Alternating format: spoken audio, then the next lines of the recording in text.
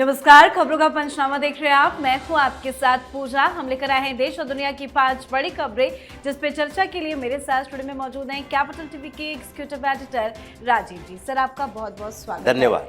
सबसे पहले नजर हेडलाइंस पर। बिहार पहले चरण का चुनाव प्रचार बंद। 6 नवंबर को 18 जिलों की 121 सीटों पर मतदान। अब डोर टू डोर जनसंपर्क में जुटे प्रत्याशी।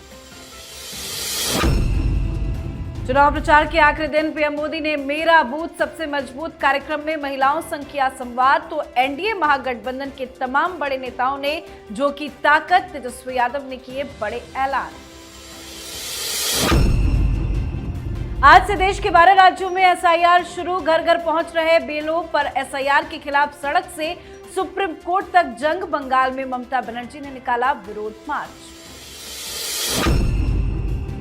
शशि थरूर का गांधी परिवार पर सर्जिकल स्ट्राइक। थरूर ने सियासी वंशवाद पर उठाए सवाल। कहा, वंशवाद लोकतंत्र के लिए गंभीर खतरा। कांग्रेस में मच गया घमासान। भारत न्यूजीलैंड के बीच फ्री ट्रेड डील की चौथे राउंड की बातचीत शुरू। साथ ही India UAE free trade agreement पर बातचीत निर्णायक दौर में। साल के अंत तक होगी डील फाइनल। खबरों की शुरुआत में सबसे पहले बात बिहार विधानसभा चुनाव की। बिहार विधानसभा चुनाव के पहले चरण की 121 सीटों पर 6 नवंबर को मतदान होगा, जिसको लेकर आज शाम 5 बजे चुनावी शोर थम गया। पहले चरण में 18 जिलों की 121 विधानसभा सीटों पर वोटिंग होगी। इनमें 102 सामान्य सीटें और 19 सुरक्षित सीटें हैं। चुनाव आयोग के अनुसार 1314 उम्मीदवार मैदान में हैं, जिनमें 1193 पुरुष और 122 महिलाएं शामिल हैं। कुल 3,75,13,302 मतदाता अपने मताधिकार का प्रयोग करेंगे। चुनाव आयोग ने पूरी तैयारी कर रखी है। चुनाव आयोग ने 45,341 बूथ बनाए हैं। मतदान के लिए सुरक्षा के सख्त प्रबंध किए गए हैं। नेपाल सीमा सील कर दी गई है और सभी बूथों पर सशस्त्र बल तैनात रहेंगे। तो अब बस इंतजार 6 नवंबर का है। सर, चुनाव आयोग ने तो पूरी तैयारी कर रखी है, लेकिन आज जिस तरह से चुनाव प्रचार थम गया, तस्वीर क्या नजर आ रही है 6 तारीख को लेकर?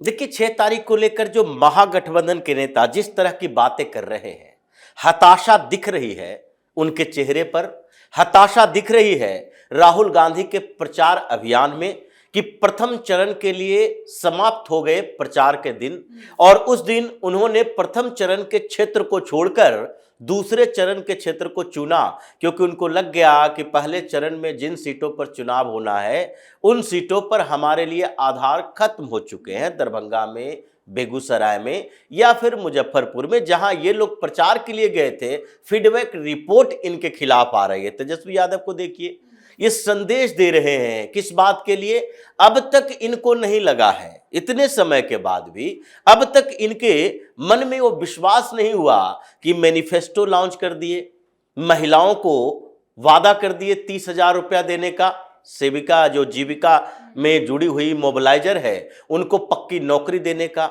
2-2 करोड़ लोगों को, सारे परिवारों को, ये सारे परिवार से सरकारी इतने वादे करने के बाद अब तक ये विश्वास नहीं हो पाया है कि इससे हमारी स्थितियां मजबूत हुई हो। इसलिए ये दिख रहा है इनके हताशा को। अब तक ये वादा करते ही दिख रहे हैं कि नहीं, अभी तो हर घर में ये दिखाई दे देगा कि ये तमिलनाडु की तरह कहेंगे हर महिला को 1-1 सोने की हार दी जाएगी, सब लोगों को 10-10 लाख रुपए दिए जाएंगे। ऐसे वादे भी कर सकते हैं जो स्थितियां दिखी है। यानी कि ये जो 121 सीटें हैं उसमें से 85 से 95 तक की सीटें अभी दिखाई पड़ रही है एनडीए के पास, और जो बची खुची सीटें हैं उसमें से किसी तरीके से 20 का आंकड़ा पार कर लें ये महागठबंधन के नेता, तो बहुत बड़ी बात होगी। जी, तो चुनाव प्रचार थम गया है और प्रचार के आखिरी दिन एनडीए के नेताओं ने पूरी ताकत झोंकी है। पीएम मोदी ने मेरा बूथ सबसे मजबूत महिला संवाद के तहत बिहार की महिलाओं से बातचीत की। बातचीत के दौरान पीएम मोदी ने कहा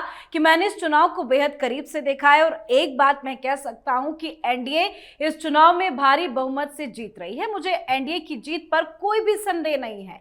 पीएम मोदी संग संवाद के दौरान ज्यादातर महिलाओं ने खाते में आए आए 10,000 रुपए का जिक्र किया और कहा कि उनके क्षेत्र की महिलाओं में इसको लेकर गजब का उत्साह दिख रहा है। तो वहीं अमित शाह ने 3 बड़ी रैलियों को संबोधित कर महागठबंधन की हवा निकाल दी। जेपी नड्डा, राजनाथ सिंह, सीएम योगी आदित्यनाथ, नीतीश कुमार से लेकर तमाम एनडीए के नेता ताबड़तोड़ प्रचार करते आज नजर आए।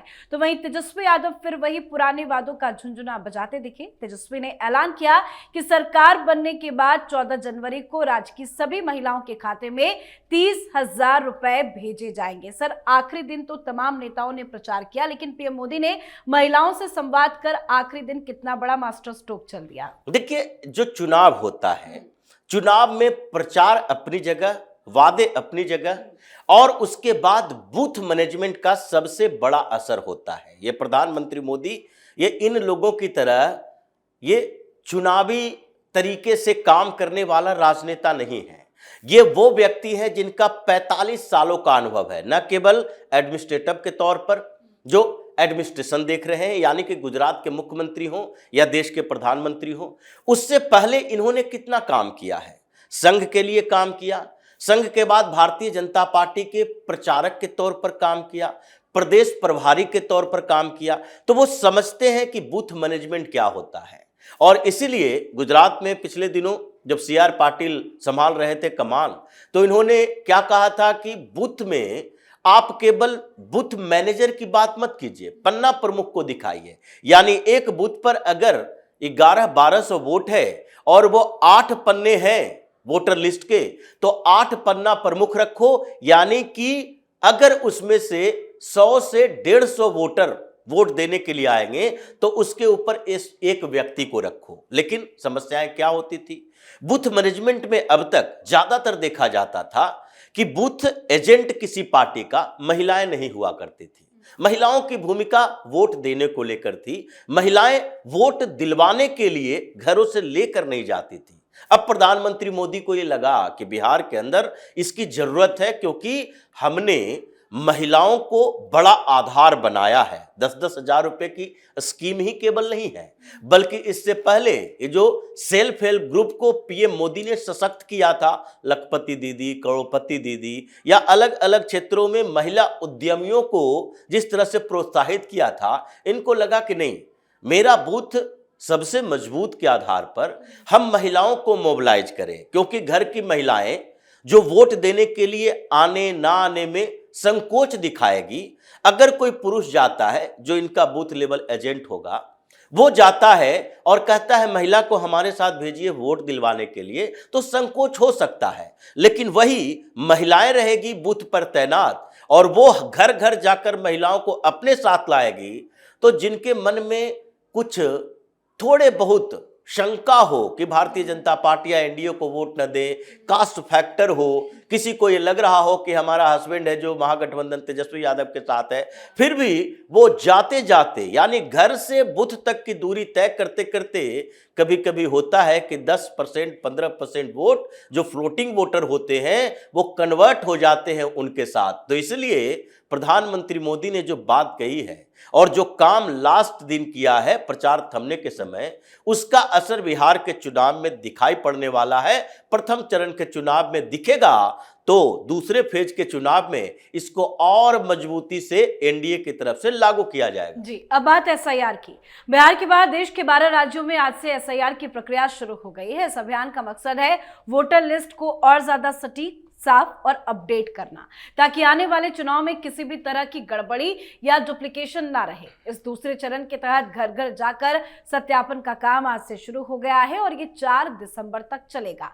पर एसआईआर को लेकर बवाल शुरू हो गया है। स्टालिन ने सुप्रीम कोर्ट का दरवाजा खटखटाया है, तो वहीं पश्चिम बंगाल में जबरदस्त बवाल मचा हुआ है। विरोध में आज ममता बनर्जी और अभिषेक बनर्जी सड़क पर उतर गए। टीएमसी ने एसआईआर के विरोध में एक विशाल जुलूस निकाली। ये जुलूस अंबेडकर प्रतिमा के नीचे से शुरू होकर जोड़ा साको स्थित ठाकुर बाड़ी तक हुई।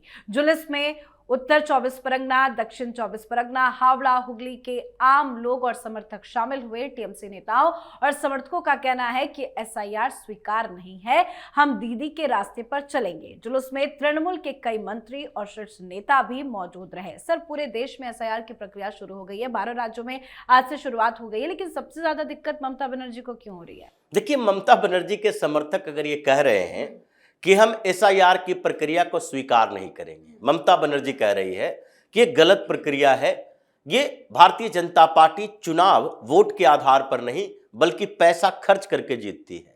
इन लोगों को लगता है कि एसआईआर की प्रक्रिया में हम पार्टिसिपेट नहीं करेंगे तो एक काम करना चाहिए, एसआईआर का बाइकॉट कर लो। आप सुप्रीम कोर्ट जाके चुनाव आयोग पर आरोप लगा के जुलूस निकाल के प्रदर्शन करके हंगामा करके इसे रोक तो नहीं सकते।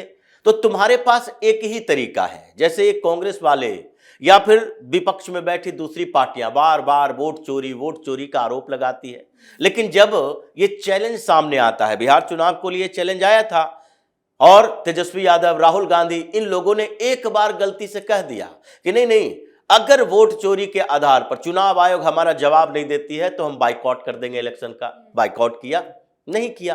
तो उसी तरीके से जो ये ममता बनर्जी और उनके समर्थक, ये जो जिन क्षेत्रों की चर्चा आपने की, 24 परगना, दिनाजपुर, मुर्शिदाबाद, ये सारे मुस्लिम बहुल इलाके हैं और इन जगहों पर इनको पता है, जो अभिषेक बनर्जी कह रहे हैं 7 दिन में 7 लोगों ने सुसाइड अटेम्प्ट किया, ये कागज दिखाने के लिए, ये डॉक्यूमेंट्स नहीं होने के कारण। अगर डॉक्यूमेंट्स नहीं है इसका मतलब तुम घुसपैठिए हो, अगर डॉक्यूमेंट्स है तो दिखाने में कोई दिक्कत नहीं होगी। तो ये यही करना चाहिए, क्योंकि चुनाव आयोग के पास तो आधार है, बीएलओ को पावर दे दिया गया है।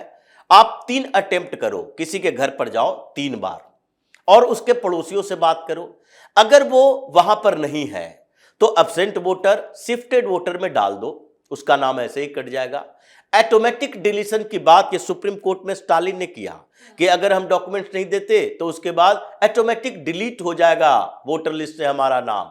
तो डर इन लोगों को इस बात के लिए है कि ये जो वोटर लिस्ट का वेरिफिकेशन चल रहा है वोटर का, 51 करोड़ वोटर में से 6 करोड़ तमिलनाडु के वोटर और फिर ममता बनर्जी के पश्चिम बंगाल के, इनके अलावा क्या उत्तर प्रदेश, राजस्थान, मध्य प्रदेश, पुडुचेरी में ये नहीं हो रहा एसआईआर की प्रक्रिया? यहां तो शांति छाई हुई है। लेकिन इन लोगों को लगता है कि इसको एक मुद्दा भी बनाओ और लोगों को भ्रमित भी करो और ये दिखाओ कि देखो तुम्हारे साथ अन्याय किया जा रहा है। ये पश्चिम बंगाल में ममता बनर्जी की समस्या एक और है कि मुस्लिम बहुल इलाकों में पिछले अक्टूबर से 3 प्रदर्शन हो चुके हैं ओबीसी लिस्ट को लेकर। आपस में तृणमूल कांग्रेस के समर्थक आपस में झगड़ रहे हैं। तो अब ऐसी स्थितियों में ये दिखा लें, जितना दिखाना है, शक्ति प्रदर्शन कर लें, फर्क कुछ नहीं पड़ेगा। ममता बनर्जी की कुर्सी इस बार हिलने वाली है। जी, तो एसआईआर को लेकर पूरा विपक्ष डरा है, तो वहीं कांग्रेस में रहकर कांग्रेस पार्टी की मुसीबत बढ़ा रहे हैं शशि थरूर। शशि थरूर ने एक बार फिर से कांग्रेस पर सर्जिकल स्ट्राइक कर दिया है। शशि थरूर ने भारत की वंशवादी राजनीति की आलोचना की है। थरूर ने अपने एक लेख में कहा कि भारत में राजनीति फैमिली बिजनेस बन गई है। जब तक राजनीति परिवारों के इर्द गिर्द घूमती रहेगी तब तक लोकतांत्रिक सरकार का असली मतलब पूरा नहीं हो सकेगा। थरूर ने अपने लेख में नेहरू गांधी परिवार को भारत का सबसे प्रभावशाली राजनीतिक परिवार बताया। उन्होंने लिखा कि इस परिवार की विरासत आजादी के आंदोलन से जुड़ी है, लेकिन इसी कारण लोगों में यह सोच भी बढ़ी कि राजनीति कुछ परिवारों का जन्मसिद्ध अधिकार है। थरूर ने राहुल गांधी, प्रियंका गांधी और तेजस्वी यादव सहित देश के ऐसे सभी नेताओं का जिक्र किया जो वंशवाद की राजनीति की बदौलत मार्केट में बने हुए हैं। थरूर के इस बयान से कांग्रेस में हलचल मच गई है। क्या करके मानेंगे शशि थरूर? एक बार फिर से बम फोड़ दिया इन्होंने। देखिए, शशि थरूर तो इस बीच ऐसी बात कर रहे हैं जैसे कि ये मोदी के लिए बिहार में प्रचार कर रहे हो। प्रधानमंत्री मोदी बिहार में बार बार ये वंशवादी राजनेता की बात करते हैं। वो बार बार कह रहे हैं कि 2 युवराज, एक भारत के सबसे करप्ट परिवार का युवराज, एक बिहार के सबसे करप्ट परिवार का युवराज है। तो युवराज ही दोनों, और उसके अलावा जितने लोग उनके प्रचार के लिए जा रहे हैं वो भी सारे युवराज ही हैं। अब अखिलेश यादव, मुलायम सिंह यादव के परिवार का विरासत में राजनीति मिली है। स्टालिन भी गए थे, वो भी युवराज ही हैं, उनको भी विरासत में राजनीति मिली है। वो भी सीएम की कुर्सी अपने आप से नहीं मिल गई है, करुणानिधि के परिवार से। स्टालिन परिवार अपने बेटे को भी डिप्टी सीएम बना दिया, आगे की पृष्ठभूमि तैयार कर दी कि नहीं, मेरे बाद उदयनिधि स्टालिन ही होगा। तो जो तरीके इन लोगों ने अपनाए उसी के ऊपर प्रहार किया शशि थरूर ने और 2 संकेत दिया। एक तो उन्होंने सीधे तौर पर एक डिबेट स्टार्ट करके चुनाव, प्रथम चरण का चुनाव अभी होने वाला है बिहार में, उससे पहले बिहार को बता दिया कि देखो तुम किस कांग्रेस के लिए वोट देने वाले हो। कांग्रेस में तो गांधी नेहरू खानदान और दूसरे लोग, ये दोनों आपस में ही लड़ रहे हैं। गांधी नेहरू खानदान का वर्चस्व है और दूसरे लोगों की कोई वैल्यू नहीं है, साख नहीं है। तो तुम बिहार से चुनकर भी आओगे तो तुम्हें गांधी नेहरू खानदान के इन लोगों का, प्रियंका वाड्रा हो या राहुल गांधी हो, इन लोगों की चमचाई करनी पड़ेगी, नहीं तो आगे नहीं बढ़ सकते। इसलिए ये डिबेट जो बना है, ये तरीके जो अपनाए ऐसे समय में जबकि बिहार का चुनाव हो रहा है, तो इसका मतलब है कि उन्होंने बता दिया कि वो मोदी के लिए प्रचार कर रहे हैं और दूसरी तरफ दिखा दिया कि राहुल गांधी, प्रियंका वाड्रा, सोनिया गांधी की अगर हैसियत है, औकात है, तो हमें पार्टी से बाहर निकाल कर दिखाओ। छोटे छोटे मुद्दे पर सस्पेंड कर देते हो लोगों को, हम तो इतनी बड़ी बात बोल दिए, अगर तुम्हारी औकात है तो हमें पार्टी से बाहर करो। जी, अब बात आज की आखिरी खबर की। भारत और न्यूजीलैंड के बीच में प्रस्तावित फ्री ट्रेड एग्रीमेंट को लेकर चौथे दौर की बातचीत निर्णायक मोड़ पर पहुंच चुकी है। इसी क्रम में भारत के वाणिज्य और उद्योग मंत्री पीयूष गोयल न्यूजीलैंड की राजधानी ऑकलैंड पहुंचे हैं, जहां 7 नवंबर तक ये वार्ता चलेगी। ये बातचीत दोनों देशों के बीच में एक संतुलित, व्यापक और आपसी लाभ वाले साझेदारी को आगे बढ़ाने की दिशा में एक महत्वपूर्ण कदम है। साथ ही भारत और यूरोपीय संघ यानी कि ईयू के बीच भी प्रस्तावित मुक्त व्यापार समझौते पर बातचीत तेज हो गई है। ईयू के वार्ताकारों की एक वरिष्ठ टीम प्रस्तावित भारत यूरोपीय संघ यानी कि एफटीए पर भारतीय समकक्षों के साथ बातचीत के लिए 7 नवंबर तक नई दिल्ली में ही रहेंगे और उम्मीद है कि साल के अंत तक समझौते को लेकर सहमति बन सकती है।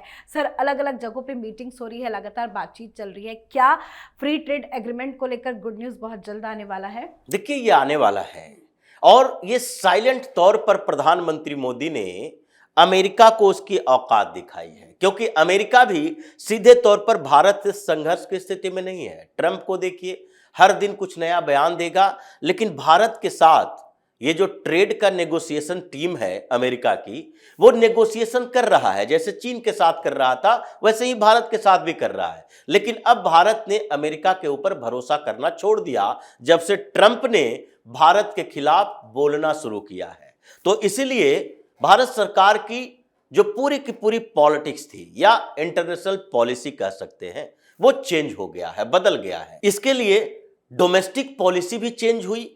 जैसे मल्टीनेशनल कारपोरेशन जितने हैं, उसका वर्चस्व भारत से कैसे खत्म किया जाए, उसके लिए भी मोदी सरकार पहल कर रही है। ओला उबर को चैलेंज करने के लिए भारत टैक्सी सर्विसेज शुरू कर रहे हैं अमित शाह, ये कॉर्पोरेशन मंत्रालय की तरफ से।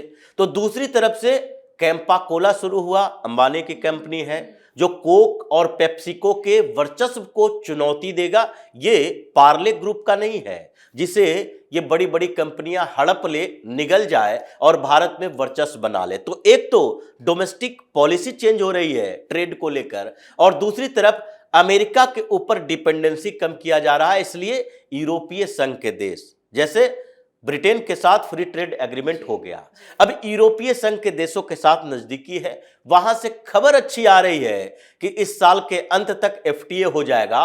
और जो देश यूरोपीय संघ में भी चाहते हैं कि हम यूरोपीय संघ के एफटीए का इंतजार नहीं करेंगे, ज्यादा जल्दीबाजी में है, तो वो 15 दिन के अंदर नेगोशिएशन करें, जैसे यूके ने कर लिया। उसी तरीके से हम फ्री ट्रेड एग्रीमेंट उन देशों के साथ करेंगे। और जो ट्रेड डिफिसिट के लिए अमेरिका भारत को पनिश करने की कोशिश कर रहा है, वो ट्रेड डिफिसिट को हम दूसरे देशों के साथ ट्रेड बढ़ाकर आपूर्ति करेंगे। यही मोदी सरकार की आगे की रणनीति दिख रही है। जी, बहुत बहुत धन्यवाद सर समझाने धन्यवाद। के लिए। तो खबरों का पंचनामा में आज के लिए फिलहाल इतना ही। देश विदेश की बाकी खबरों और उनके सटीक एनालिसिस के लिए देखते रहिए कैपिटल टीवी। हमें लाइक कीजिए, शेयर कीजिए और कैपिटल टीवी को सब्सक्राइब कीजिए। नमस्कार।